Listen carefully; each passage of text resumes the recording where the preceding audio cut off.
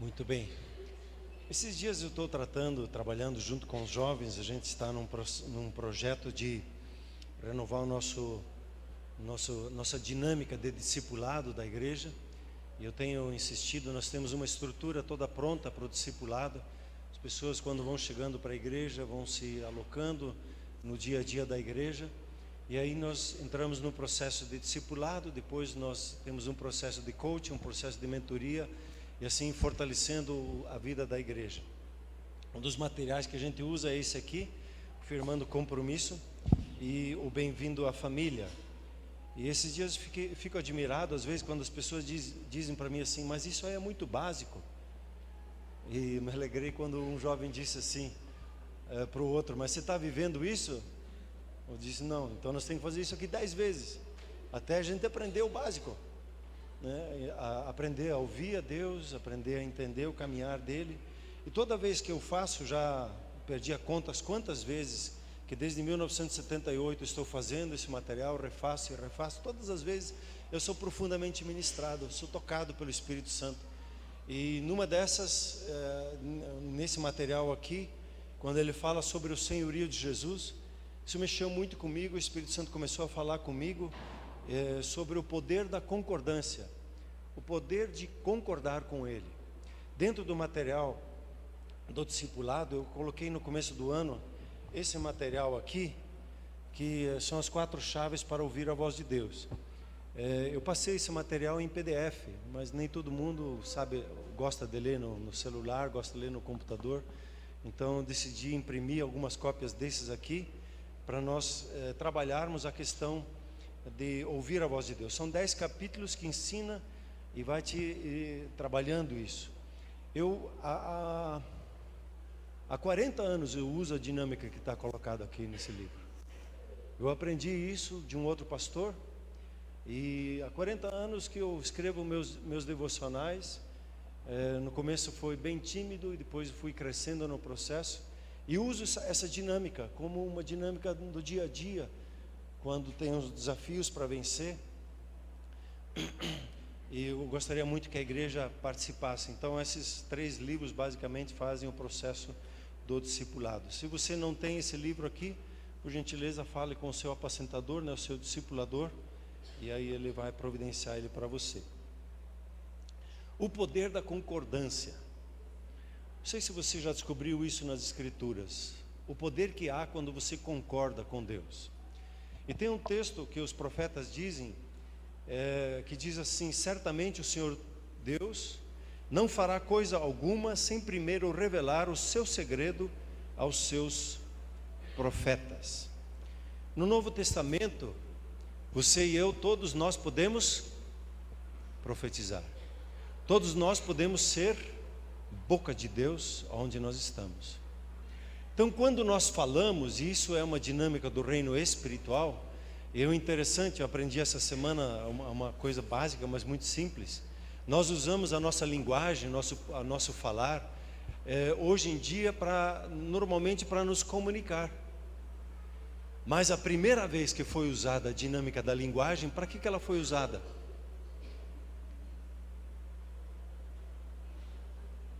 Oi? Para criar. A sua palavra cria a sua vida. A força da sua palavra, a palavra de Deus diz que ela dá vida ou dá morte. E quem bem a utiliza, colhe do seu fruto.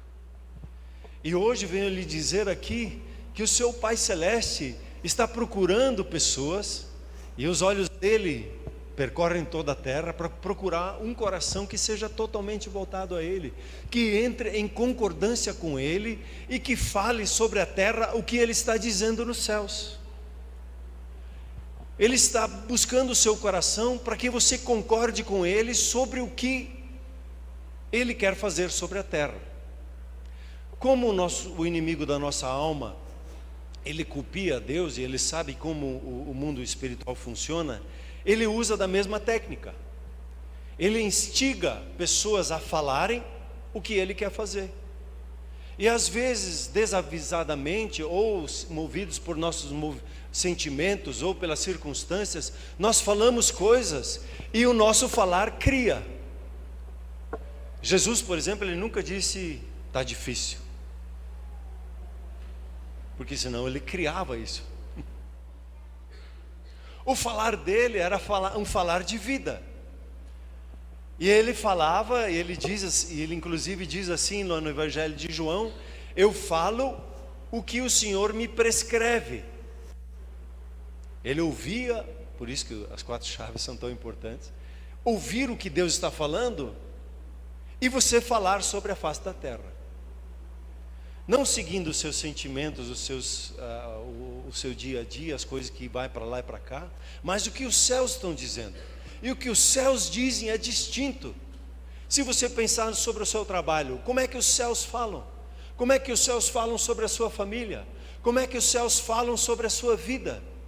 Os céus, eles estão dizendo, você é um filho amado, uma filha amada, e o seu pai tem prazer na sua vida. E quando você fala, e às vezes o sentimento, nós estamos aí no Setembro Amarelo, né? Que fala aí do suicídio, que é tomar a vida.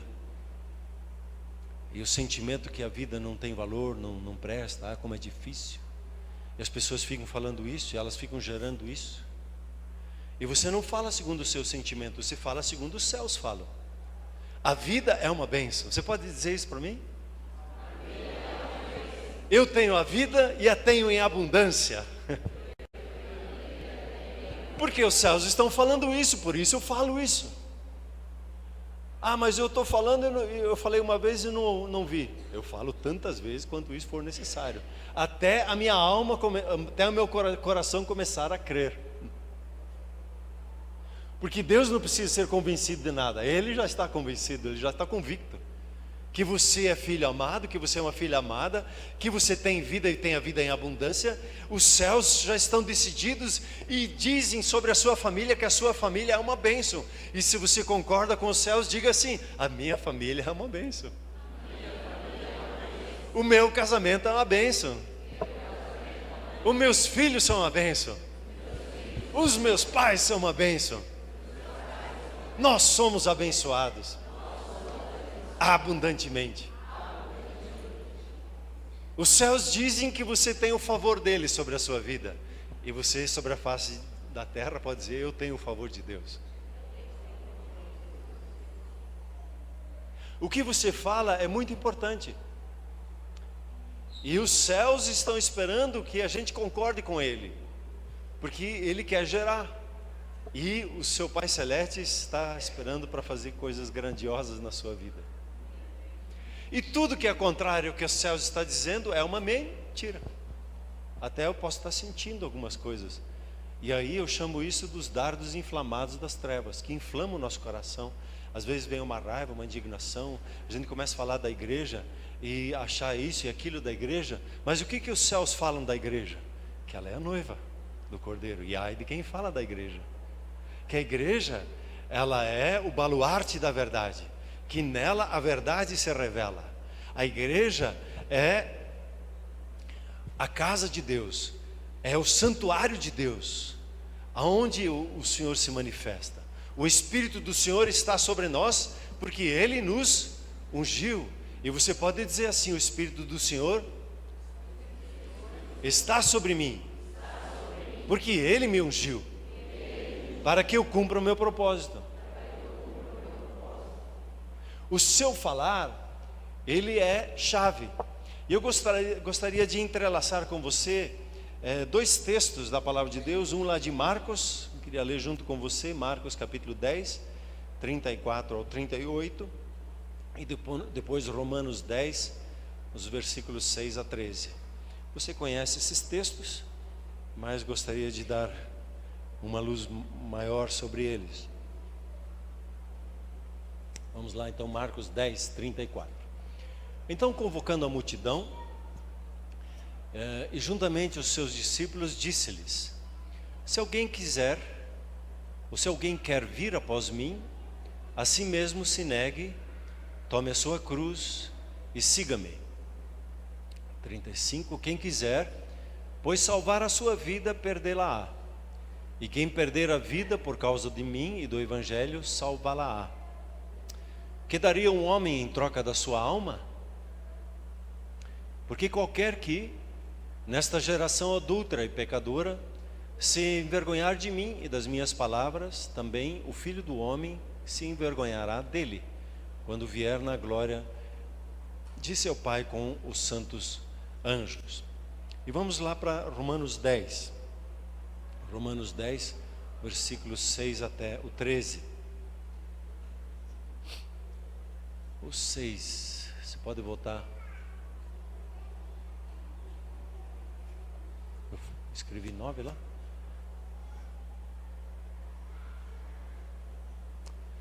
Mas a justiça decorrente da fé assim diz, ou assim fala. Aqui interpreto assim, que a primeira obra da fé, ela fala. O que a fé fala? Não perguntes em teu coração quem subirá ao céu, isto é, para trazer do alto a Cristo, ou quem descerá ao abismo, isto é, para levantar Cristo dentre os mortos. Porém, que se diz, a palavra está perto de ti, na tua boca e no teu coração. Isto é, a palavra da fé que pregamos. Se com a tua boca confessares Jesus como Senhor, e em teu coração creres que Deus o ressuscitou dentre os mortos, serás salvo. Porque com o coração se crê para a justiça, e com a boca se confessa a respeito da salvação. Porquanto a Escritura diz, todo aquele que nele crê, não será confundido. Pois não há distinção entre judeu e grego, uma vez que o mesmo é o Senhor de todos, rico para com todos os que o invocam. E o 13, porque todo aquele que invocar o nome do Senhor será salvo. Quando nós vemos o Senhor Jesus, Ele nos chama para a escola do discipulado. Ele se direciona à multidão, ele tinha muitos seguidores, e chega o momento do nosso caminhar, que nós precisamos nos decidir pelo discipulado. E o discipulado é um ato de vontade, é um ato voluntário. Jesus disse, se alguém quiser. Ele é voluntário o discipulado. Eu preciso me candidatar, ou eu preciso dizer, eu quero ser discipulado. E existem algumas condições da parte do Senhor Jesus para ser um discípulo. Um discípulo é um aprendiz. Um discípulo é aquele que ele é treinado pelo Senhor Jesus a caminhar nos caminhos dele, a pensar como ele pensa, agir como ele age, manifestar o que ele manifesta. E a primeira coisa que o Senhor Jesus ele coloca é o negar-se a si mesmo. Aqui ele coloca uma decisão que é preciso da nossa parte. A decisão de dizer, eu tomo a minha liberdade de me submeter livremente a Jesus como o Senhor da minha vida. Quando a Bíblia diz lá em Romanos, ela espera que a gente concorde com Deus, dizendo que Jesus é o Senhor. Hoje em dia, quando nós falamos Senhor, nós não temos assim, no português ou na nossa vivência, na nossa sociedade, um entendimento claro sobre o que é quando se chama alguém de Senhor. Eu acho estranho, né? Quando os jovens me chamam de Senhor, ou uma pessoa me diz Senhor, eu me chamo assim, ué, mas eu não sou tão velho assim para me chamar de Senhor. E às vezes a gente tem dificuldade de assumir a idade, né? Mas quando se ouve a palavra Senhor, como é que você identificaria isso? No termo original aqui do grego, a palavra é Kyrios. E era a palavra usada somente para o imperador. E o imperador, ele tinha o poder da vida e da morte. Quem ele decidisse matar, ele matava. Quem ele decidisse não matar, ele mandava e desmandava, usava as pessoas como ele queria. E ele não precisava prestar contas a ninguém sobre isso. E eles tinham uma declaração, quando eles falavam lá, Ave César, eles tinham uma declaração que só César era Senhor. Só César era Kyrios. E quando os cristãos vieram, a primeira declaração de fé dos cristãos é, não, Jesus é Senhor.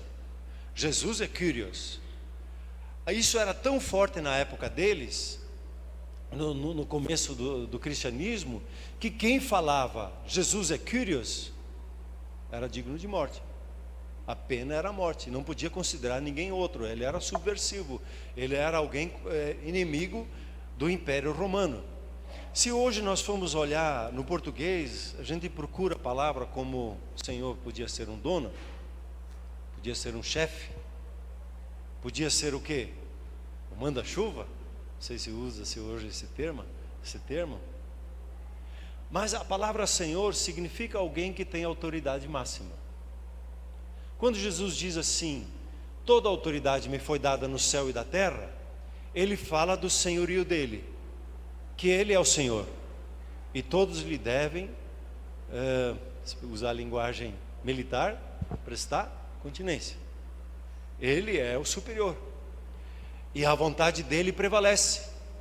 E aí nós temos uma outra deficiência quando nós falamos do reino de Deus, porque nós vivemos numa democracia e não entendemos o que é ter um rei, não entendemos o que é viver numa monarquia, porque nós achamos que a nossa vontade é igual ao do presidente e nós queremos discutir do igual para o igual, e é a dinâmica em que nós vivemos. Porém, numa monarquia, você não discute com o rei, você respeita o rei. Você entende que a palavra dele é dominante e a palavra dele merece simplesmente um sim, Senhor. É assim e pronto. Não se discute a palavra de um rei. A palavra de um rei, ela se acolhe. Então, quando a Bíblia fala que Jesus é o Senhor, ela está dizendo que Ele é a autoridade máxima e Ele tem o poder da vida e da morte em sua palavra. E quando você concorda com Deus que Jesus é o Senhor, você reconhece Ele como autoridade sobre a sua vida. E hoje quero lhe desafiar a isso, a pensar um pouquinho sobre isso. Até que ponto Jesus é verdadeiramente autoridade sobre a sua vida? Normalmente, o nosso evangelho, nossa pregação é apresentar Jesus como Salvador, como aquele que soluciona o problema e que vem ao nosso encontro da nossa debilidade e fraqueza e nos abençoa e nos ajuda. E muitas vezes alguns têm até o entendimento que Deus é o nosso servo e eu vou pedir para Ele e Ele tem que fazer o que eu peço, e se Ele não fizer eu fico chateado com Ele, eu fico de mal e não vou para a igreja porque Ele não atendeu a minha oração, ou não vou mais para o grupo familiar só porque meus sentimentos estão atrapalhados e não entendo que Ele é Senhor na minha vida. E hoje quero te incentivar numa nova consciência, num novo entendimento, a concordar com os céus sobre o senhorio de Jesus na sua vida, como aquele que tem autoridade máxima sobre a sua vida.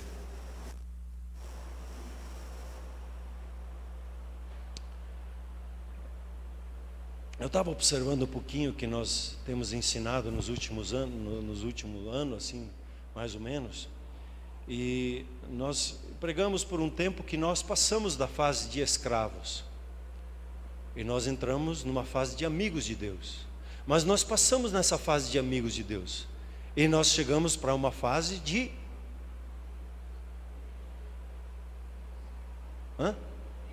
filhos. E aí nós temos uma outra deficiência, porque reconhecer a autoridade de um pai na nossa vida não é comum. Nos falta uma figura de autoridade de um pai que tem uma palavra sobre a nossa vida, e essa palavra é determinante. Mas quando você olha para Jesus, Ele tinha o seu pai e Ele diz: eu faço sempre o que lhe agrada. Conforme eu ouço, eu falo, conforme eu vejo Ele fazendo, eu faço. Isso para Jesus estava tão claro, que o seu pai é pai na vida dele, e o pai tinha o melhor separado para ele, inclusive o vencer na cruz, o ser separado na cruz. O que matou Jesus não foram as chibatadas, o que matou Jesus não foi o sangramento, o que matou Jesus foi o pecado meu e seu, que caiu sobre Jesus. E quando o pecado no meio-dia caiu sobre ele, houve escuridão sobre 3 horas, e ele gritou: meu pai, meu Deus, meu Deus, Até ali ele sempre chamava Deus de Pai. Naquele momento ele chamou: meu Deus, por que me desamparaste? A dor da separação de Jesus com seu Pai matou ele.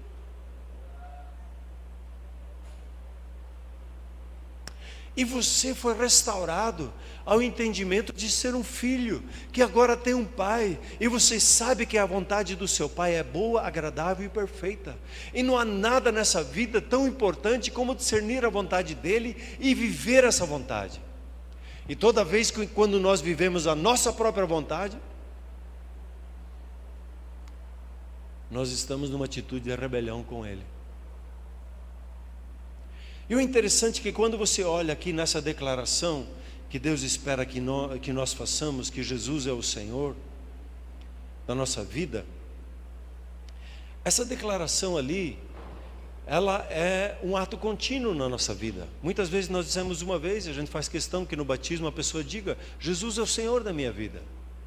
No entendimento que eu entrei para debaixo desse senhorio dele agora.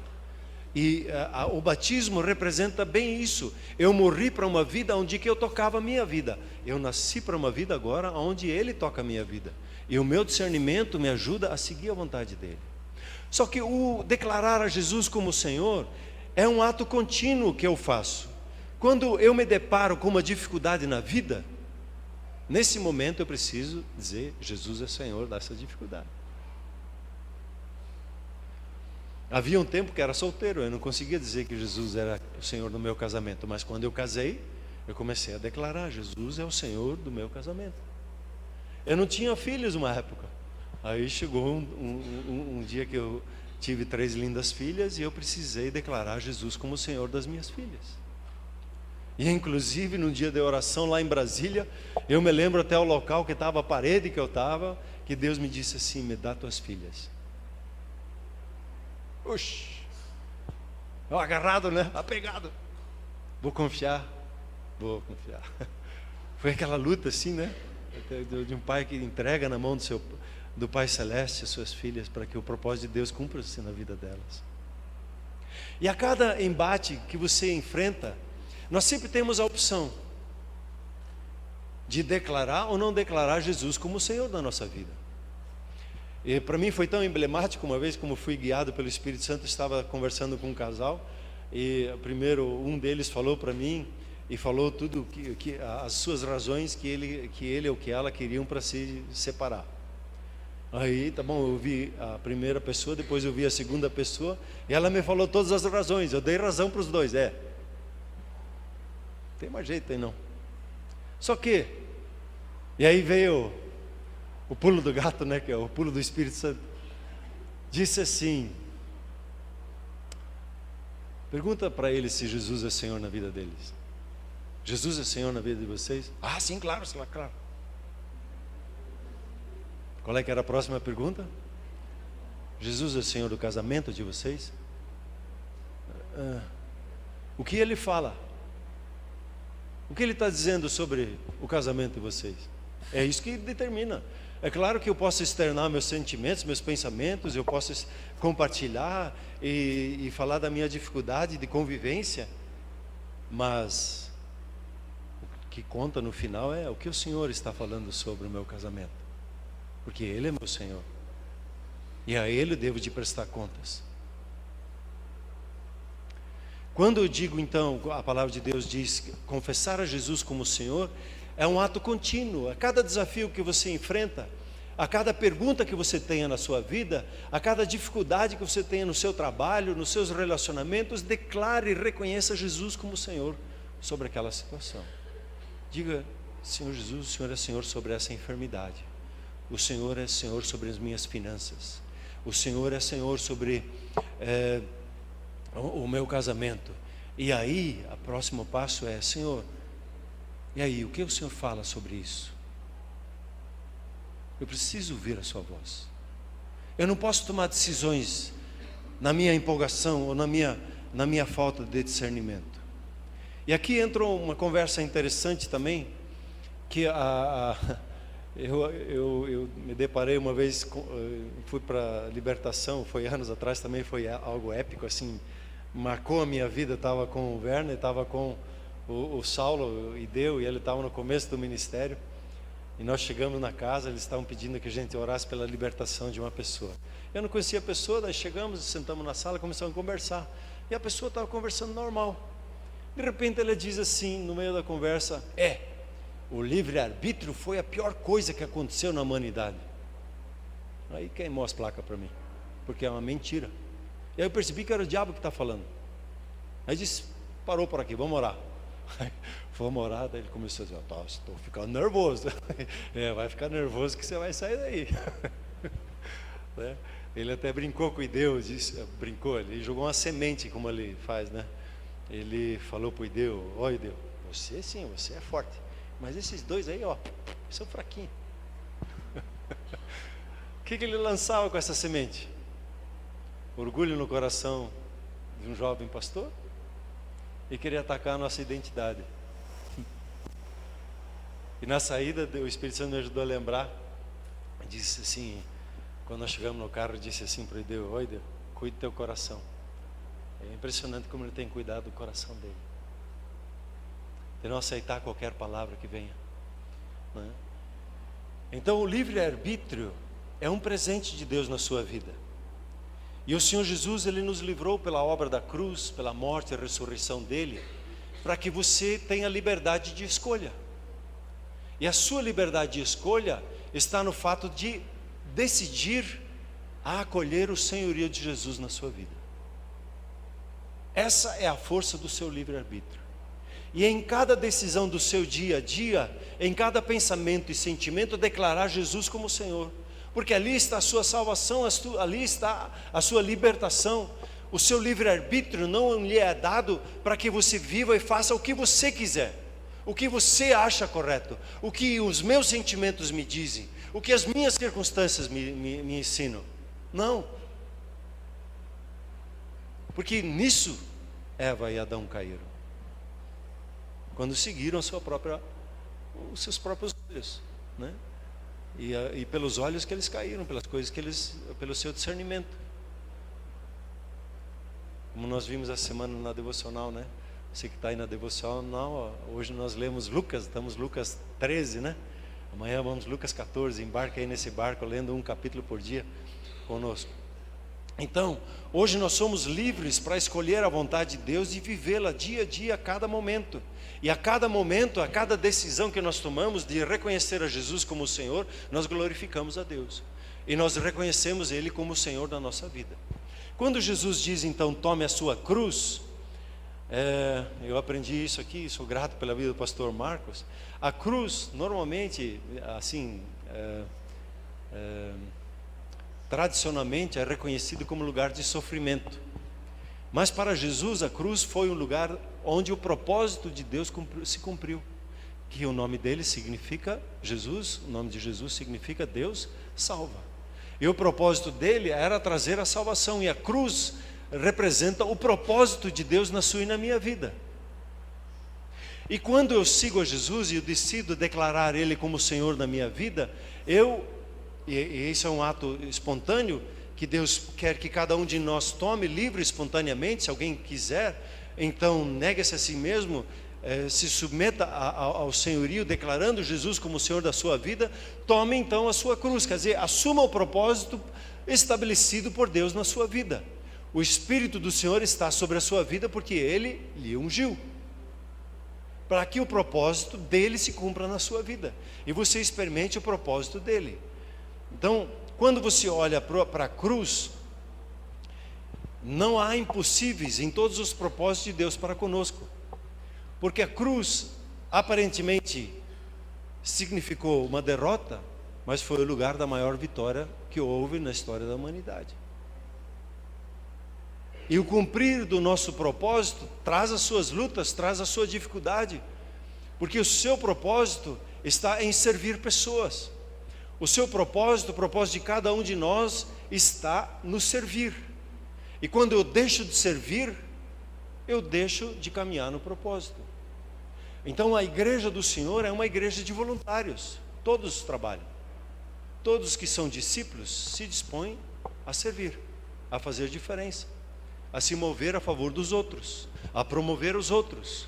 Não estamos aqui tentando subir um em cima do outro para que o nosso propósito sirva, mas nós cumpramos o nosso propósito, mas o nosso propósito é incentivar e encorajar uma vida dos outros. Uma vez o Fábio Gabriel me perguntou: o que a igreja quer que faça conosco? Qual é o projeto da igreja conosco? Eu estranhei a pergunta disso. Nosso projeto é que o propósito de Deus se cumpra na sua vida. E você discernindo, nós estamos discernindo que Deus quer te usar para edificar a igreja. Aliás, essa semana estamos de viagem para lá. Dar uma reforçada no ânimo lá do Fábio e da Ju. Quinta-feira devemos de viajar para lá, voltar na próxima segunda. Então, a igreja, ela existe para promover o seu propósito. Nós existimos para promover uns aos outros, para que o propósito um do outro se cumpra. E quando nós começamos a lutar, deixamos de servir, o que acontece? A gente começa a achar problema um na vida do outro, e aí a gente não edifica, né? A gente não constrói. Quando a gente olha para o propósito, a gente avança. E aí o Senhor ainda coloca um terceiro passo. Primeiro é: assuma a senhoria de Jesus, diga que Ele é Senhor na sua vida. Segunda atitude, receba o propósito dEle na sua vida, se disponha a servir, a fazer alguma coisa, né? Não fique parado olhando, não fique sentado, né? Como alguém diz: o que você faz na igreja? Eu sou assistente. Não, na igreja não tem assistente, né? Tem cooperadores, todo mundo coopera em alguma coisa, né? Faz serviço. Aliás, estamos chamando aí para mídia, estamos chamando para a área de nos ajudar na filmagem, para ajudar nos estacionamentos, né? Glória a Deus que hoje esquentou um pouquinho, né? Estava celebrando ali com o Sérgio no estacionamento. Ufa, hoje deu uma esquentada, né? Porque os últimos domingos estava pegado no estacionamento. Glória a Deus pelos irmãos lá que se dedicam. E a terceira coisa que Jesus diz: siga-me. Quer dizer, Ele diz: siga os meus caminhos e siga os meus pensamentos. Siga o meu jeito. Faça como eu faço. Viva como eu vivo, né? E aqui, trazendo Romanos, ele diz assim: crer no coração que Deus ressuscitou a Jesus dentre os mortos. Nós estamos debatendo como pastores um pouquinho sobre o crer, e no meio da conversa para mim ficou assim, que o crer no coração, ela é uma mentalidade de vida. O inglês hoje, em alguns lugares, se usa o mindset. Você tem uma mentalidade, uma maneira de pensar.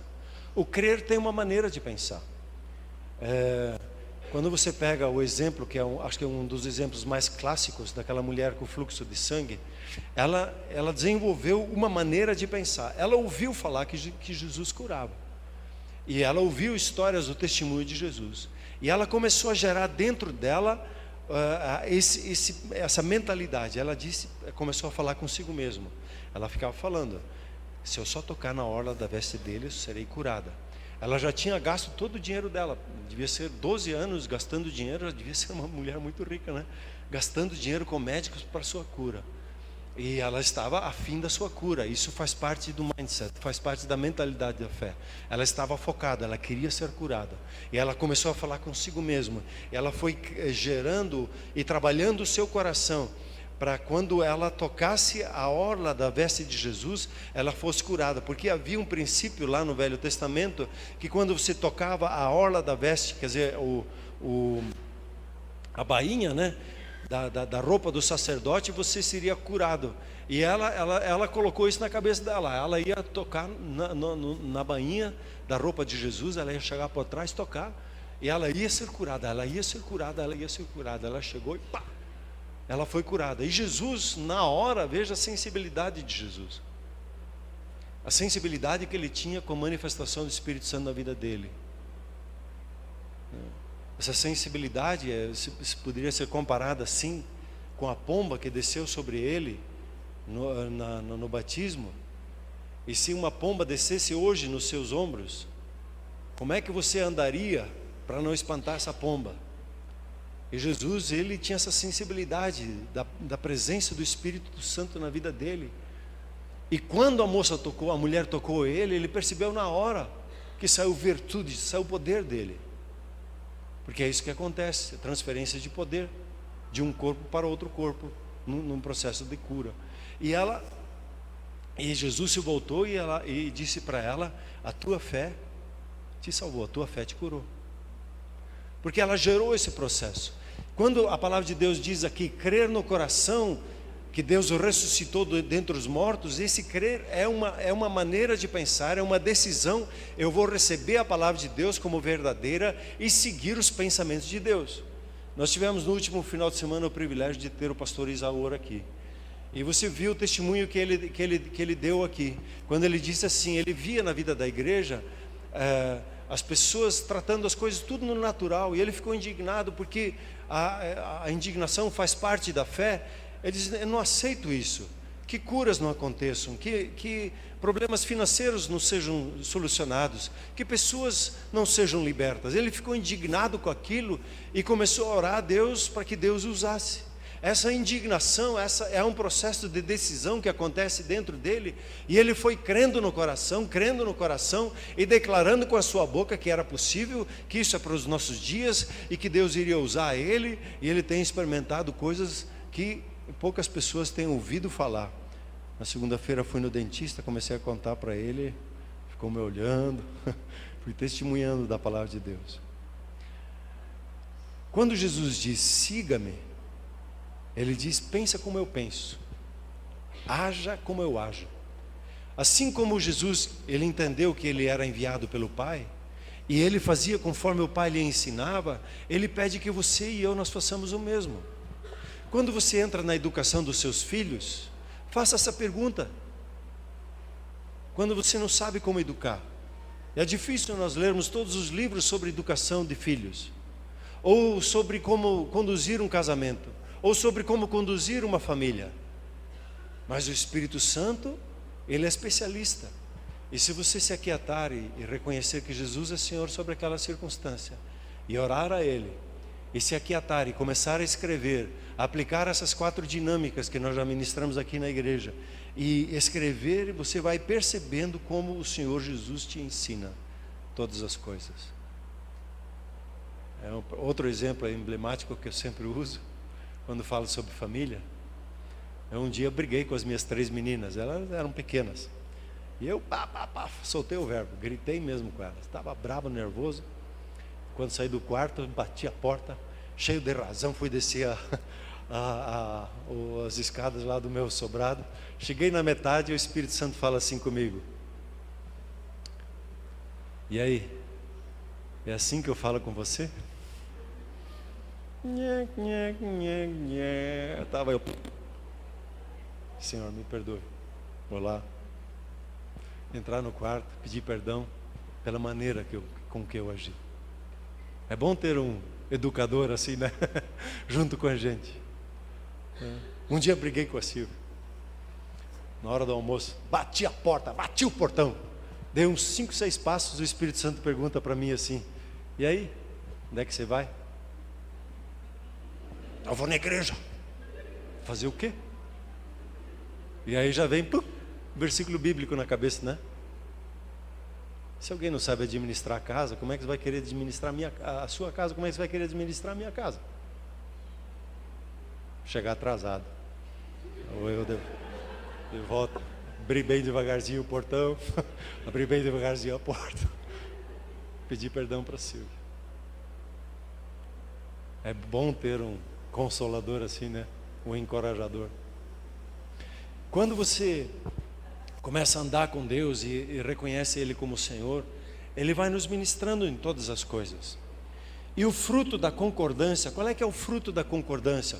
O fruto dessas 3 coisas: de reconhecer Jesus como Senhor na sua vida, de se decidir a entrar no discipulado com Ele e se submeter à autoridade dEle na sua vida, a tomar o seu propósito, a tomar a sua cruz, a assumir o seu propósito, a seguir o jeito dEle fazer as coisas. Qual é que é o fruto disso? Qual o resultado? E aí nós temos para ler esse resultado lá em Romanos, nós temos uma certa dificuldade no entendimento, porque a Bíblia diz assim: com o coração se crê e com a boca se concorda a respeito da salvação. O que é a salvação? Nós pensamos: eu vou para o céu, fui salvo, estou indo para o céu. E salvação é muito mais.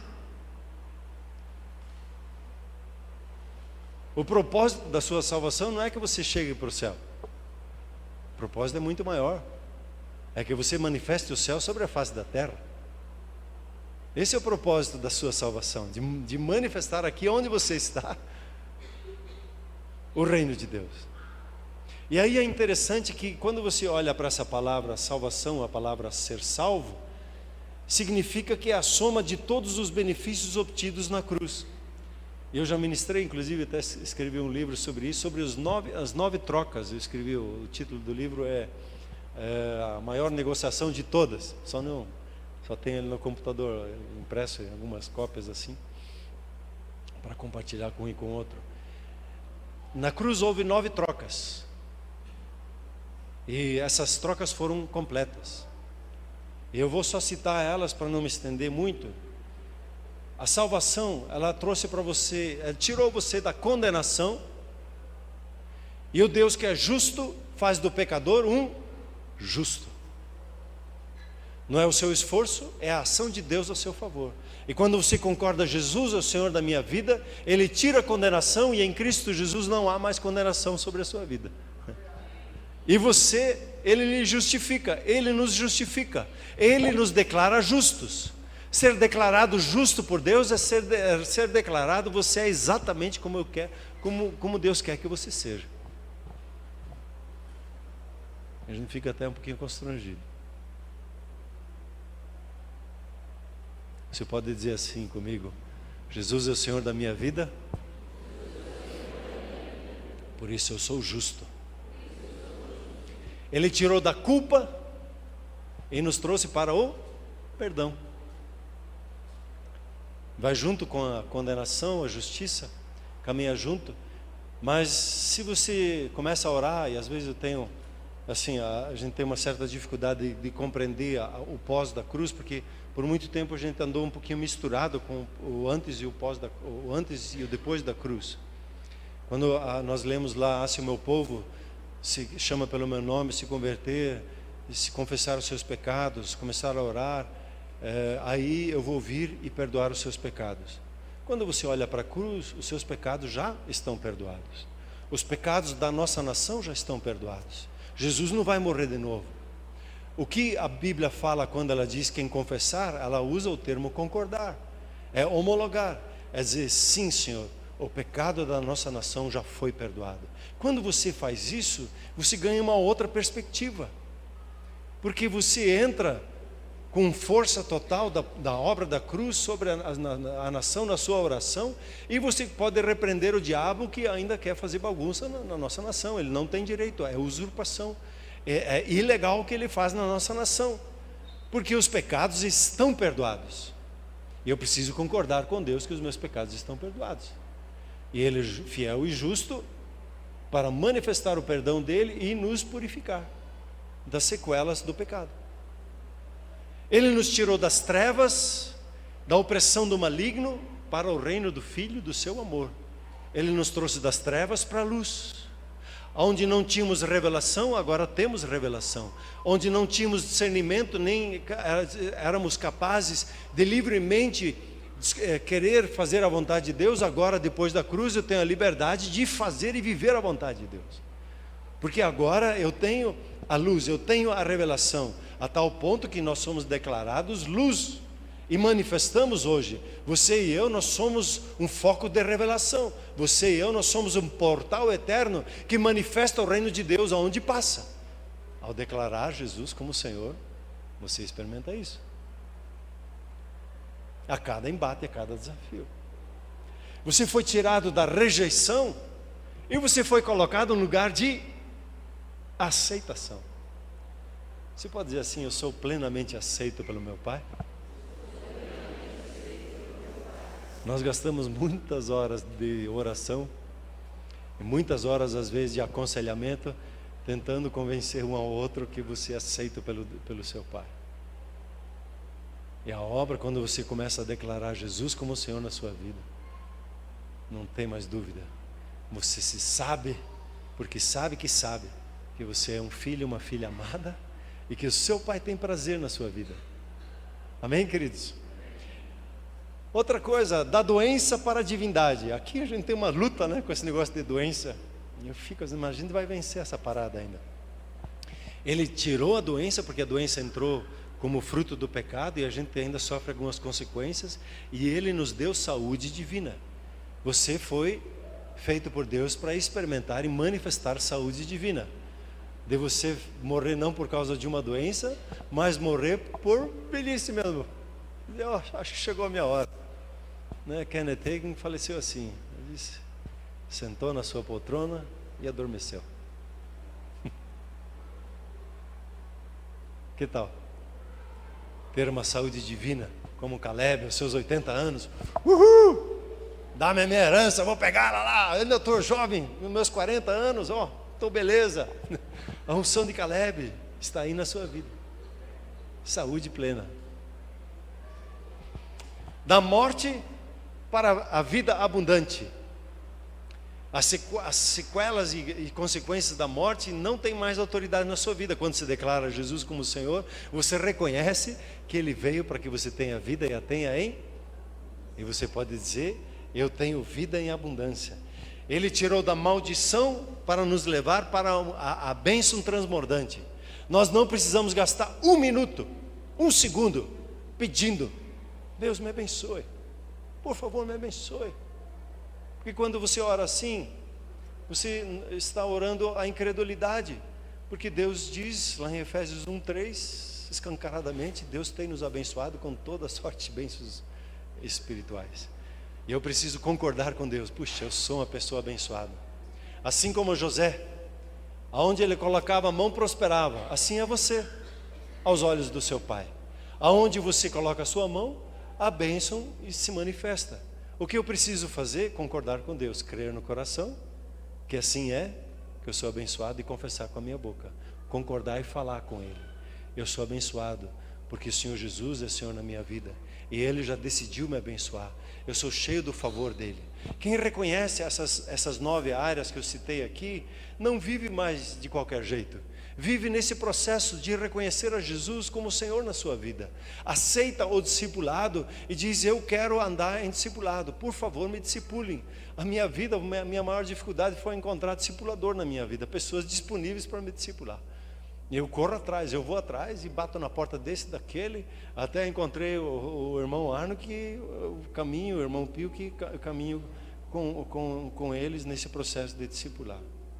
Deus espera que você creia no coração e concorde com Ele. Deus espera que você concorde com a sua boca e diga, eu sou um filho amado. E como filho, eu quero viver a vontade do meu Pai. Como filho, como filha, eu estou aqui para agradar o meu Pai. E discernir a vontade dEle. E viver e fazer as coisas como Ele quer que eu faça. Porque a vontade dEle para mim é boa, agradável e perfeita. É interessante que como o diabo ele luta contra a vontade de Deus, querendo deflagrar ela como não sendo boa. Como sendo sofrimento, como sendo luta. E uma vez, quando eu era jovem, tinha uns 13, 14 anos, na igreja veio um cantor, ele é bem conhecido de São Paulo na época, e ele tinha tido um acidente e o rosto dele tinha sido todo esmagado. E eles tiveram que reconstituir por dentro, ele tinha todo metal por dentro, no rosto dele, o crânio dele tinha quebrado tudo. Eles montaram um rosto, colocaram por baixo na pele, aí não se via nada assim. E veja como o diabo é sujo, né? No menino de 13, 14 anos, eu olhei para aquele e disse, Deus, se eu for viver a sua vontade, é isso que vai acontecer comigo também? Eu vou ter que sofrer muito. E fiquei com medo da vontade de Deus. Até o Espírito Santo começou a me convencer. A vontade de Deus, ela é sempre boa, sempre agradável e é sempre perfeita. E a vontade de Deus, ela não é para ser entendida, a vontade de Deus não é para ser explicada, a vontade de Deus, ela é para ser experimentada, como diz Romanos 12:2. Para que você experimente a vontade de Deus. No seu dia a dia você experimente a vontade de Deus. E como é que tudo começa? Quando eu começo a declarar diante de cada situação, Jesus, Ele é o Senhor dessa situação. Ele tem autoridade sobre essa situação. Eu submeto a minha vida, eu submeto o meu sentimento a Ele. Eu submeto a minha casa a Ele. Eu submeto o meu negócio a Ele. E o Senhor vai te fazer prosperar extremamente dentro de casa, nos seus negócios. Quando você começar a preparar e ouvir a voz dEle e ser ministrado por Ele, Ele vai lhe conduzir a caminhos extraordinários. Você crê nisso? E agora chegou a hora da conclusão. A primeira coisa que o Senhor pediu para a multidão, Ele disse assim: se alguém quiser me seguir, se alguém quer ser meu discípulo, é um ato voluntário. Eu digo para ele, porque essa é a liberdade do livre-arbítrio. Eu posso escolher ser um discípulo. Ninguém pode obrigar ninguém. Você tem que ser meu discípulo. Mas eu posso decidir livremente: eu quero ser um discípulo. Eu quero ser discipulado. Eu quero ser acompanhado. E essa é a decisão primeira a ser tomada hoje. De quem quer ser um discípulo. E quando você decide: eu quero ser, submeter-se ao senhorio de Jesus, dizer-se agora com o entendimento do senhorio dele na sua vida, dizer: Jesus é o Senhor na minha vida. E de tudo que eu tenho, Ele é Senhor. E aí o próximo passo é aceitar o propósito de Deus sobre a sua vida e seguir os passos de Jesus.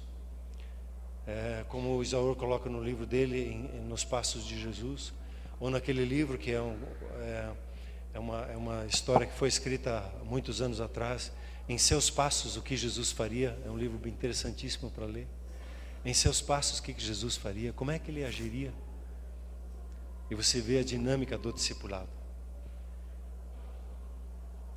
E uma quinta coisa, na conclusão, é concordar com Deus sobre a face da terra e receber todos os benefícios da cruz. Ver a salvação dele agindo, entrando na sua empresa, no seu trabalho, entrando no seu bairro, na rua do seu bairro. E você sair pela rua dizendo: Jesus é o Senhor dessa rua. Porque você tem essa autoridade como filho de Deus, como filha de Deus, a andar pela rua e dizer: Jesus é o Senhor desta rua, Jesus é o Senhor deste condomínio. Eu vou mensalmente ali orar com o administrador da regional e junto com ele eu declaro: Jesus é o Senhor dos céus de Curitiba, Jesus é o Senhor do céu da nossa regional. E a nossa regional está ranqueada entre as melhores de Curitiba. Alguns reclamam, dizem isso e aquilo, mas está fazendo um excelente trabalho aí. Glória a Deus por isso. A sempre declarar a Jesus como Senhor e experimentar a salvação dele. Vamos nos colocar em pé, por gentileza. Peço que a equipe dos adoradores venham aqui. Essa é uma casa onde adoramos em espírito e em verdade. Onde os que sobem nesse púlpito aqui, nesse altar, são homens e mulheres que decidiram adorar em espírito e em verdade. Amém, igreja? Nós somos uma igreja de adoradores, porque nós sabemos o Pai que temos, sabemos o Pai que servimos. E hoje quero te convidar a um renovo do seu desafio de discipulado. Gostaria que você fechasse seus olhos e você e Deus, você se posicionar diante dele, colocar o seu coração diante dele. E ele lhe pergunta hoje: se alguém quiser me seguir,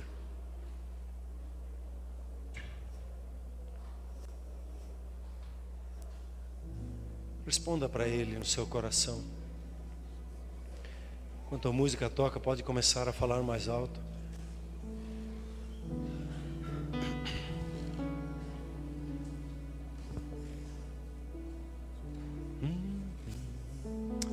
Senhor, sonda o nosso coração.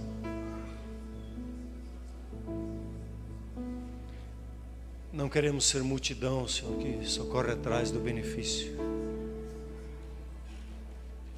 Queremos ser discípulos, Pai.